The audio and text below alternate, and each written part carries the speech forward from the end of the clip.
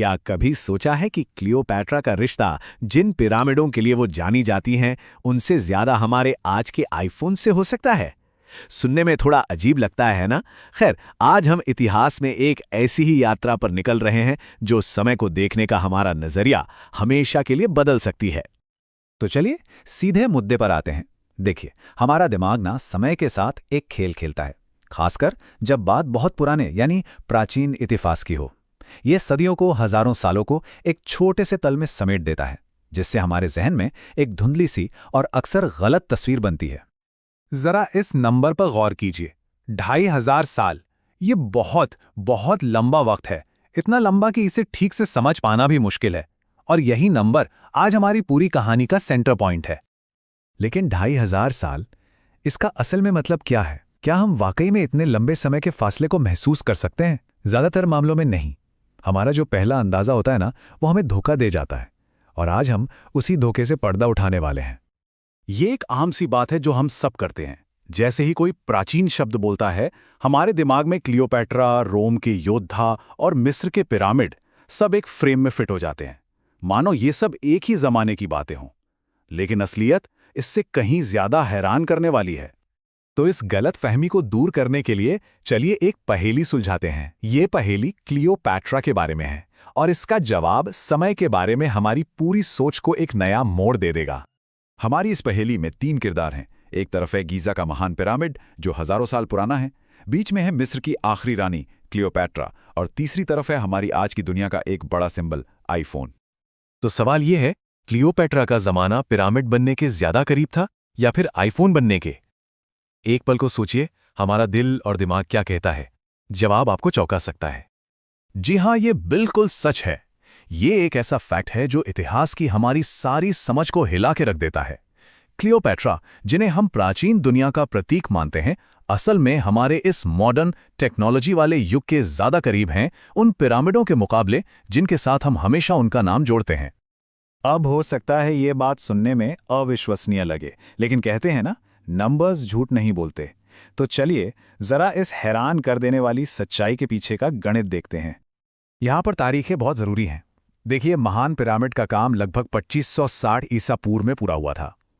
Cleopatra का जन्म हुआ 69 ईसा पूर्व में, और पहला आईफोन, वो तो हम सबको याद है, 2007 में लॉन्च हुआ था। तो हिसाब किताब बिल्कुल साफ है। पिरामिड बनने से लेकर क्लियोपैट्रा के जन्म तक लगभग 2500 साल का फासला है, और वहीं क्लियोपैट्रा के जन्म से लेकर पहले आईफोन के आने तक सिर्फ 2076 साल बीते हैं। ये बार चार्ट देखिए, यहां तो तस्वीर और भी साफ हो जाती है। क्लियोपैट्रा से आईफोन तक का टाइम गैप पिरामिड वाले टाइम गैप से साफ साफ छोटा है। लगभग 400 साल का फर्क है, जो कोई मामूली बात नहीं है। तो इन नंबरों का असली मतलब क्या निकलता है? ये सिर्फ एक मजेदार फैक्ट नहीं है, ये हमें क्लियोपैट्रा की दुनिया और हमारी अपनी दुनिया के बारे में कुछ बहुत गहरा बताता है।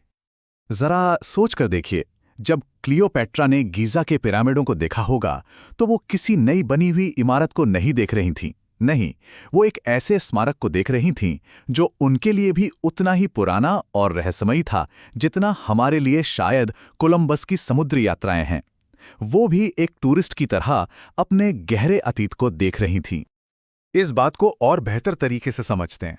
पिरामिड क्लियोपैट्रा से 2500 साल पुराने थे, और क्लियोपैट्रा और हमारे बीच के सिर्फ 2000 सालों में क्या क्या नहीं हो गया। पूरा का पूरा रोमन साम्राज्य बना और खत्म हो गया, मध्य युग आया, फिर पुनर्जागरण हुआ, और औद्योगिक क्रांति ने तो दुनिया ही बदल दी। तो ये सब हमें क्या सिखाता है? ये दरअसल इतिहास को देखने का एक नया नक्शा तैयार करता है। एक ऐसा नक्शा जो हमारी पुरानी धारणाओं को चुनौती देता है। चलिए इसकी कुछ खास बातों को समझते हैं। यहां से हमें 2 बहुत जरूरी बातें याद रखनी हैं। पहली, समय की विशालता। हजारों सालों के इंसानी इतिहास को हम सिर्फ प्राचीन के एक छोटे से लेबल में नहीं बांध सकते। और दूसरी बात, बदलाव की रफ्तार। पिछले 2000 सालों में इंसान ने जितनी तेजी से तरक्की की है, वो सच में हैरान करने वाली है। इसलिए अगली बार जब क्लियोपैट्रा का ख्याल आए, तो उन्हें पिरामिड बनाने वालों के जमाने का मत समझिए, उन्हें एक पुल की तरह देखिए। एक ऐसी इंसान जो एक बहुत गहरे पुराने अतीत और हमारे इस आधुनिक युग की दहलीज के बीच में खड़ी थीं। और अंत में एक सवाल जो सोचने पर मजबूर कर देता है।